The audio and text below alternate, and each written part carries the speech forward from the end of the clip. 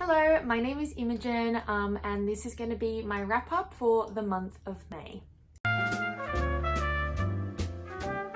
So in May, I finished uni for the semester, so you can imagine it was a pretty busy month for me, but I managed to get in some pretty good reading because I was procrastinating. But to be clear with you right now, most of this is Heartstopper and the Osmondverse. So yeah, I didn't do as much as I would have liked to, but now I'm on holidays and I've already read, I think today's the 2nd of June. I think I've already finished one book. So I am really low down. So yeah, I'm really excited to do some reading. I'm going away to Europe on the 13th of June. So that is really exciting. I'm so excited. But yeah, these are all the books that I read. I'm going to talk some reviews. I'm not really going to do star ratings. If you've never seen my videos before, I don't really do star ratings because I kind of think that I'm not going to view a book the same way you view a book. And if what I say about the book is enough to convince you to read it, then that's good. And if not, then it's not the book for you. I don't really think a star rating can kind of really sum up my thoughts on the book. So yeah. So the first books that I'm going to talk about for my May wrap up are the Heartstopper comics. I have read all of these before, but since Heartstopper came out in April and everyone was trying to desperately get their hands on them and there was a big new Heartstopper craze, I was like, I'm going to reread these. So I reread them. I loved them as usual. Yeah, and I just love them. I love the colors. I don't know if anyone else feels like that, but especially the colors on 4. I just find them so I don't know, I really love them and they look amazing on my bookshelf and they're all fantastic and just so much queer joy and they made me so happy and they were very comforting in a time where I was very stressed and I felt like I wasn't doing enough reading. So it was perfect reads for me this month. Along with those, I also read the novella Nick and Charlie, which was dropped on the floor, which was so sad compared to Heartstopper. It's a spoiler warning, it is a happily ever after, but it was sad. There's a lot going on in this book, but this one was good. I don't know, it was just more Nick and Charlie. It's not as the text is quite large. It kind of feels when I started reading it, I was I feel like I'm reading a middle grade book or a 6 to 8 year old book because the text is so large and there's pictures every second page, because I don't know, when you read a graphic novel and the words are inside the speech bubbles, I don't know, I just felt silly kind of. But yeah, I loved it obviously, and the Osmondverse is fantastic. Speaking of the Osmondverse, I also read for my book club Radio Silence. This is probably my favorite it's Oseman, isn't it? I've been saying it wrong. Alice Oseman book, and I just really love Aled and I love Aled's story and I love Frances. I think that she's such an incredible main character and just very perfect for the kind of vibe that Alice Oseman was going for, and I really enjoyed it and I would definitely recommend it. So yeah, those were all the Alice Oseman books I read. This month I'm aiming to read Solitaire, I Was Born for This and Loveless, so that I can officially say that I've completed all of them.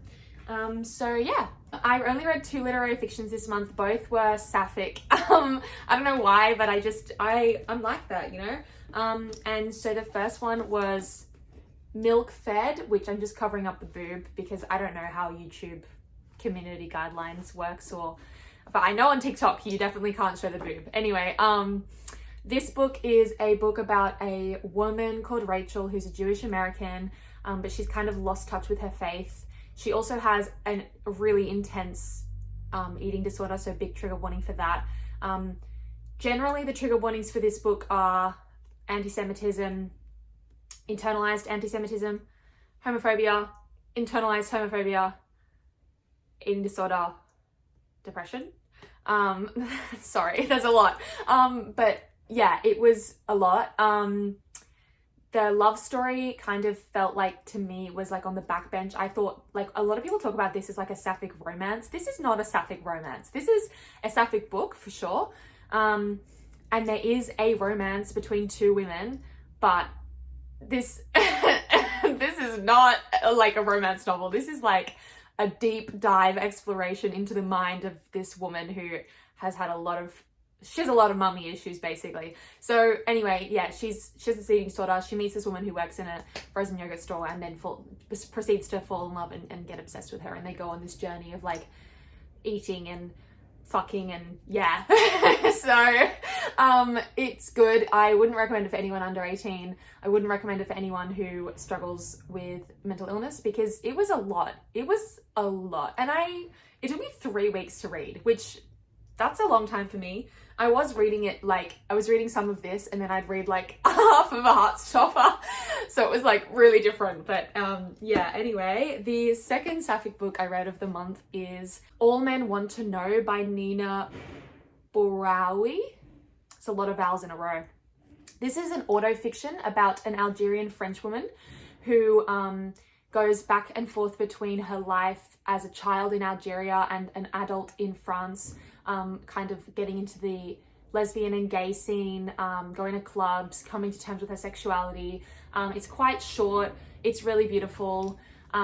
It's quite sad. So for this book, I was a little bit confused, and I would love if someone else has read it could give me some clarity on it, because there was a bit where she was talking about her childhood in Algeria, and a lot of people in Algeria, there was like a big movement where a lot of people, Muslim people, moved to Algeria, and she was saying, like, some people were saying Islamophobic things, but I couldn't tell if the author was being Islamophobic, or if the book itself was just like saying, oh, this is what it was like living in Algeria. Everyone was homophobic and Islamophobic and yeah, and hated French people.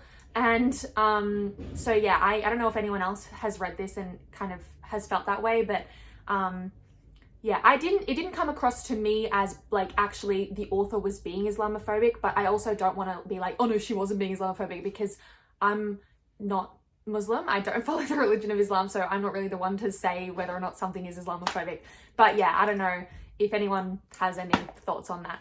If it's not Islamophobic, then slay, it was really good. If it is, then obviously that ruins it. I also reread Book Lovers. Oh, this is my non-annotated one. Let me grab my annotated one. I do have 3 copies of Book Lovers now, so here's my tabs. Yeah, so I was very lucky that my original one that was sent to me by Penguin Australia in January, this is my first arc of the book. And then also Penguin UK sent me a finished copy of the book, and Penguin Australia sent me a review copy of the book. So I think, yeah, so I have 3 copies of the book. But you know, I have 5 copies of Beach Read? Yeah, I have 5 copies of Beach Read and 2 copies of You and Me on Vacation. So I'm a big fan of Emily Henry's work. But yeah, so I really, really loved it. My black pen ran out halfway through, so I had to start annotating in pink, which was kind of funny. And I actually thought it suited it. Like, I don't know, I thought the pink was like, I don't know. I was like, oh, pink. I don't know. I really loved this. I've talked about this before. I love a reread, especially when I'm stressed or doing exams or something like that. So yeah, I love this book so much, and everyone should read it. I don't do star ratings, but it's a 5 out of 5. And the last book of the month, which is not the last book I read, but the last book I'm talking about, is The Fault in Our Stars by John Green.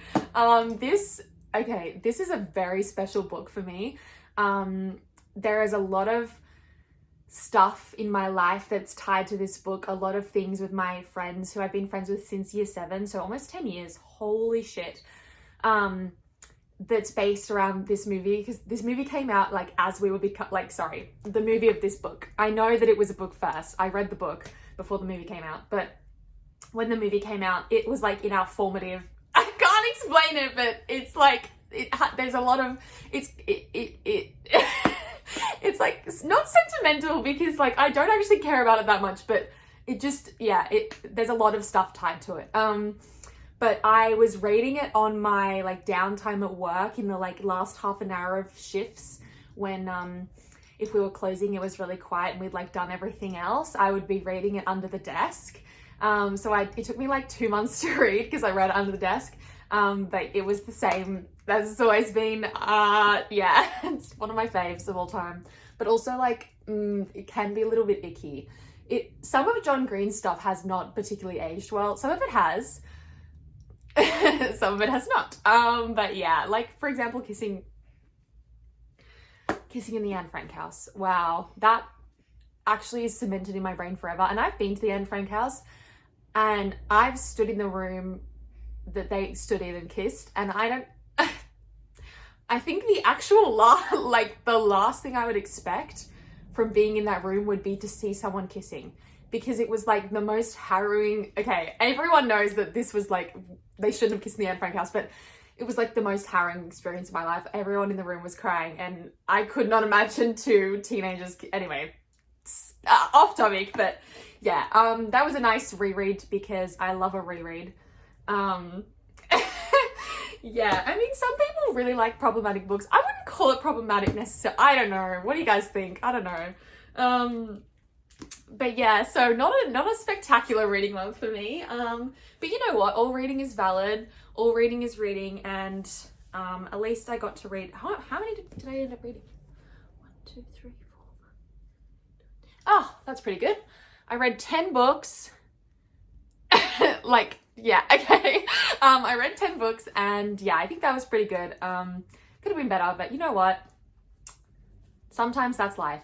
So yeah, I've already read 1 book in June. I'm planning on hopefully reading about 20 books this month. But as I said, I am going away, so I need to get cracking because I won't read that many while I'm away because I'll be traveling, I'll be busy. So it's Imogen from the future. I've gotten home from work, so I don't look I look like I'm just rolled out of bed. And there's my washing. So anyway, I forgot one of the books because this is not registered on Storygraph. So, well, a couple of reasons. It's not registered on Storygraph, and I also had put it back on my shelf when I finished reading it, which I don't usually do. I usually leave books like in a pile next to my bed, so that I remember to put them in my wrap-ups at the end of the month. And also then when I rechecked my Storygraph, oh my God, I've just remembered another one that I didn't say. I've also read the book Night Bitch. Oh my God. There's actually something wrong. Anyway, yeah, I also read the book Night Bitch. Fuck, okay, let me talk about this. This one was really good. It was very like coming of age vibes. If you like coming of age books, read this. Phoebe was a great main character. It's Indigenous Australian, so, you know, it's good because diversify your bookshelf, and it's YA. It was a pretty easy read. Like, there's some heavy topics, but it was generally pretty easy. Yeah, I really enjoyed it and I recommend it. Night Bitch, I can't with the washing. Night Bitch was so fucking good, and if you stay tuned on my TikTok, you may or may not see in the coming weeks something to do with that book Night Bitch. And I won't give any more information, but it could be a podcast. I don't know. But Night Bitch was so fucking fantastic. It was like trigger warning animal killing, a violent animal killing, but the rest of it was like literally one of the best books I've ever read. I'm gonna buy it because I borrowed it from my friend Eleanor, and so thank you, Eleanor, for lending it to me. And it was so fantastic that I want to buy it and I want to have a copy of it. And so yeah, I'm going to buy it and I'm going to have a copy of it. I'm going to buy the UK cover when I'm in the UK because it looks I like it a bit better. But yeah, I'm so bad. I think I even wrote down Night Bitch on a piece of paper and then I still forgot to say it. Oh well. Yeah, I had a busy month, so no wonder I forgot about them. So I actually read 12 books instead of 10. So I think that's pretty good.